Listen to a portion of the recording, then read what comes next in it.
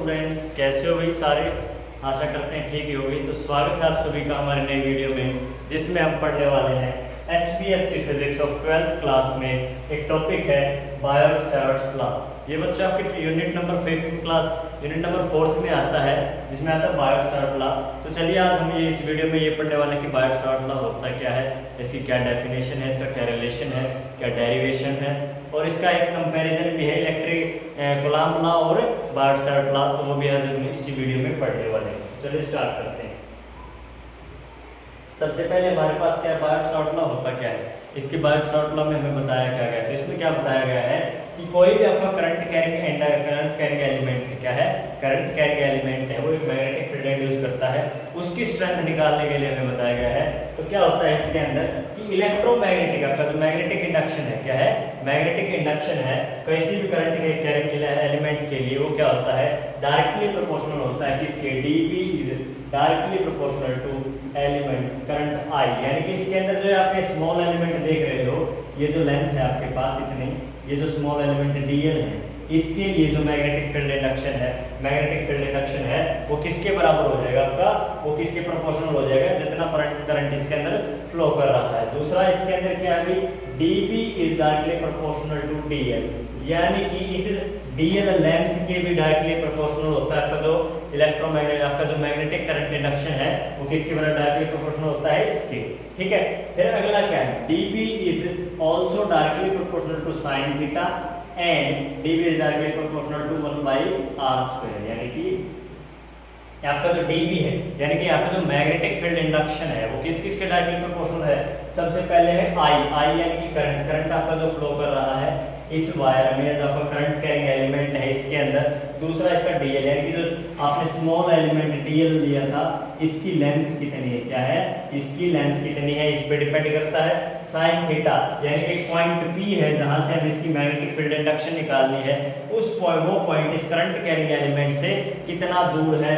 ठीक है, और कितना एंगल बना रहा है, क्या है, कितना एंगल बना रहा है इस करंट कैरिंग एलिमेंट से। ये आपका करंट कैरिंग एलिमेंट है, इसके से दूर कुछ एक पॉइंट P है जहाँ पे हमें इस करंट कैरिंग वायर के लिए मैग्नेटिक फील्ड इंडक्शन निकालना है। क्या निकालना है, मैग्नेटिक फील्ड इंडक्शन, जो कि किस पे डिपेंड करता है, इसके एंगल के साइन पे डिपेंड करता है। यानी कि थीटा एंगल है, तो जो आपका dP है वो डायरेक्टली प्रोपोर्शनल हो जाएगा sin थीटा के। ठीक है, फिर अगली क्या है, तो dP is inversely proportional to r² बोल सकते हैं।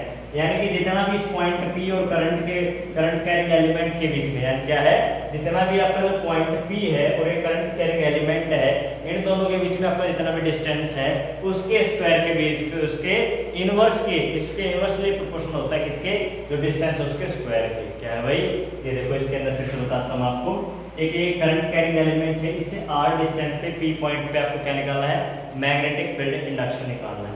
ठीक है, तो मैग्नेटिक फील्ड इंडक्शन क्या है बच्चों, ये जो मैग्नेटिक फील्ड इंडक्शन आएगा वो इस r के स्क्वायर के इनवर्सली प्रोपोर्शनल हो जाएगा। इनवर्सली प्रोपोर्शनल मतलब dP is directly proportional to 1/r²। ठीक है, अगर ये जो था आपका क्या बताता है, बायो-सैवर्ट्स लॉ बताता है कि जो आपका मैग्नेटिक फील्ड इंडक्शन होगा वो I के डायरेक्टली प्रोपोर्शनल होगा, dl के sin थीटा के और 1/r² के। ठीक है, तो अब हम क्या करेंगे, सभी को कंबाइन कर देंगे। कंबाइन करेंगे तो dP is directly proportional to I dl sin theta upon r²। सारे को कंबाइन कर दिया।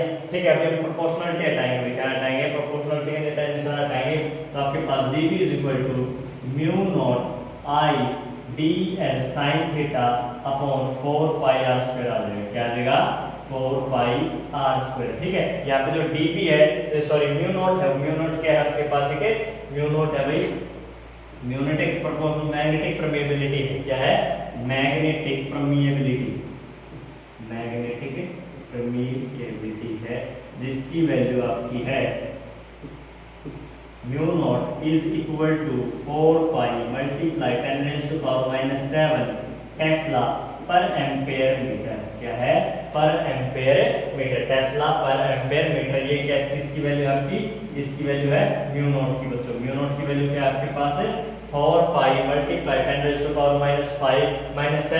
Tesla per ampere metre. ठीक है, mu naught is equal to, mu naught की वैल्यू, म्यू नॉट क्या है यहाँ पे, मैग्नेटिक परमिएबिलिटी, या फिर इसको कांस्टेंट भी बोल सकते हो आप। क्या बोल सकते हो, कांस्टेंट। इसकी वैल्यू क्या रहती है, constant 4π multiply 10⁻⁻⁷ tesla per ampere metre, ठीक है, टेस्ला पर एम्पेयर मीटर, ये था आपका वी जो डीबी की वैल्यू। तो डीबी यहाँ से क्या आ गया आपके पास, तो देखो डीबी की वैल्यू क्या है यहाँ पे, डीबी की वैल्यू आपके पास आ गई, देखिए इधर से मैं लिख देता हूँ थोड़ा सा, डीबी की वैल्यू आ जाएगी आपके पास mu naught IDL sine theta upon 4 pi r square, upon 4 pi r square, ये वैल्यू आ जाएगी डीबी की, ये साइन थीटा है बच्चों, ठीक है, क्या है dv is equal to mu naught I dl sine theta upon 4 pi r square, ये किसके अकॉर्डिंग आपकी आ गई, आपकी बायोट-सावर्त लॉ के अकॉर्डिंग आपका जो मैग्नेटिक फील्ड इंडक्शन है उसकी वैल्यू आ गई बच्चों, किसकी वैल्यू आ गई, इसकी, ठीक है।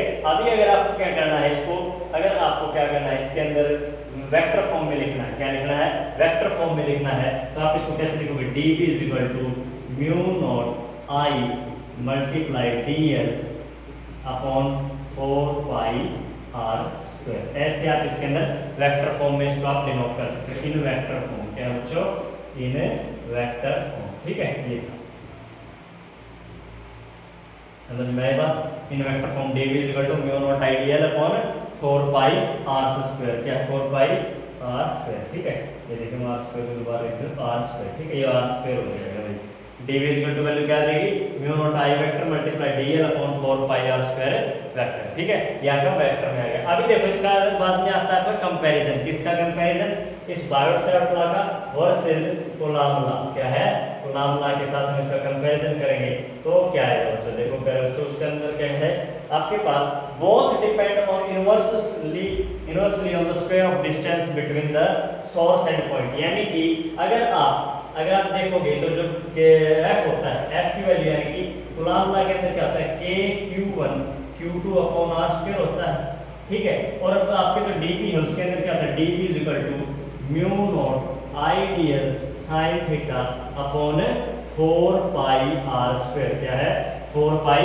r स्क्वायर, तो इसके अंदर देखो यहाँ पे इसके डिवाइड में r स्क्वायर है, इसके डिवाइड में r स्क्वायर, मतलब क्या मतलब है, f is also inversely proportional to r square and dp is also proportional to 1 by r square, यानी कि दोनों जो है r स्क्वायर के इनवर्सली प्रोपोर्शनल है, तो क्या है दोनों r स्क्वायर के इनवर्सली प्रोपोर्शनल है, पहला ये हो गया। दूसरा देखिए, दूसरा क्या है, magnetic field is produced by a vector source ideal whereas electric field is produced by the scalar source electric charge, यानी कि हमने पीछे पढ़ा था कि जो आपका जो मैग्नेटिक फील्ड है वो इस करंट कैरिंग एलिमेंट के द्वारा प्रोड्यूस है, क्या है करंट कैरिंग अगर आई आपका जो है वो वेक्टर क्वांटिटी है, dl आपकी लेंथ है, एक लेंथ एलिमेंट वही वेक्टर क्वांटिटी, यानी कि जब करंट प्रोड्यूस हो रहा है यहाँ पे वो क्या हो जाएगा, आपकी वेक्टर क्वांटिटी हो जाएगी, क्या ठीक है, और जबकि आपका जो चार्ज है आपके अंदर फोर्स के अंदर क्या होता है, physical to kq1 kq2 upon r square, इसके अंदर क्या है q1 q2 चार्जेस हैं जो कि स्केलर क्वांटिटीज होती है, जो क्या होती है स्केलर क्वांटिटी, इनकी कोई डायरेक्शन नहीं होती, ठीक है। तो कहने का मतलब क्या है कि जो आपका मैग्नेटिक फील्ड है वो एक वेक्टर सोर्स के द्वारा प्रोड्यूस किया जाता है, जबकि इलेक्ट्रिकल फील्ड आपका एक स्केलर सोर्स यानी कि एक चार्ज के द्वारा प्रोड्यूस किया जाता है, ठीक है, ये था। आगे देखो, electric field is along the displacement vector joining the source and the field point, यानी कि आपका जो इलेक्ट्रिक मान लीजिए आपका चार्ज यहाँ पे है, क्या है चार्ज यहाँ पे है, ठीक है, तो इसके अंदर क्या है आपका पॉइंट चार्ज q यहाँ पे है और पॉइंट p है, तो इलेक्ट्रिक फील्ड जो होगा वो इस एक्सियल लाइन पे जो इन दोनों को जो लाइन ज्वाइन कर रही है उसी पे होगा।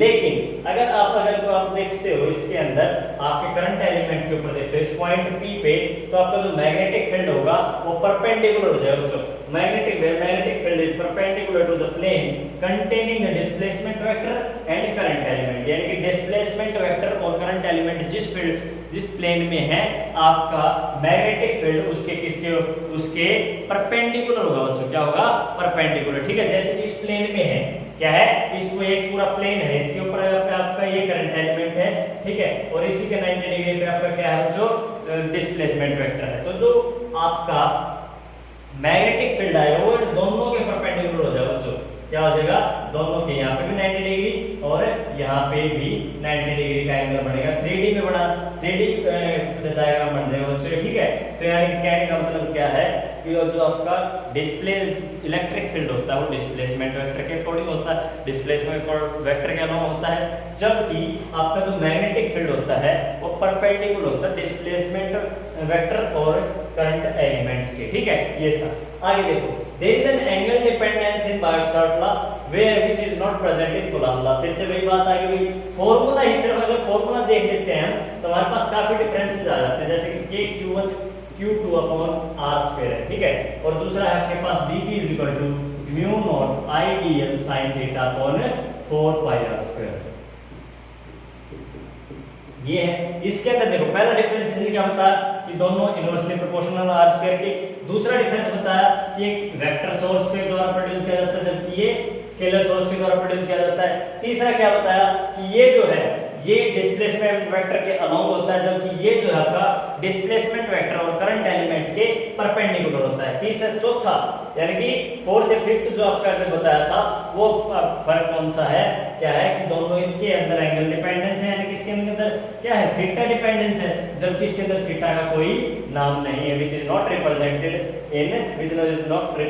इन कूलॉम लॉ। तो ये क्या है इसके अंदर आपके पास एंगल थीटा नहीं है जबकि उसके अंदर एक एंगल डिपेंडेंस है, ठीक है। तो ये था आज का हमारा टॉपिक बार्ट-शॉर्ट लॉ और उसका कंपैरिजन किसके साथ, कूलॉम लॉ के साथ। आशा करते हैं आपको समझ में आया होगा। अगर कोई भी डाउट है तो कमेंट बॉक्स आपका अपना है, डाउट जरूर पुट अप कीजिए। अगले वीडियो में आपको उसके लिए सॉल्यूशन जरूर लेके आएंगे। अगर वीडियो पसंद आई हो तो लाइक शेयर और कमेंट जरूर कीजिए, चैनल को सब्सक्राइब जरूर कीजिए। Thank you.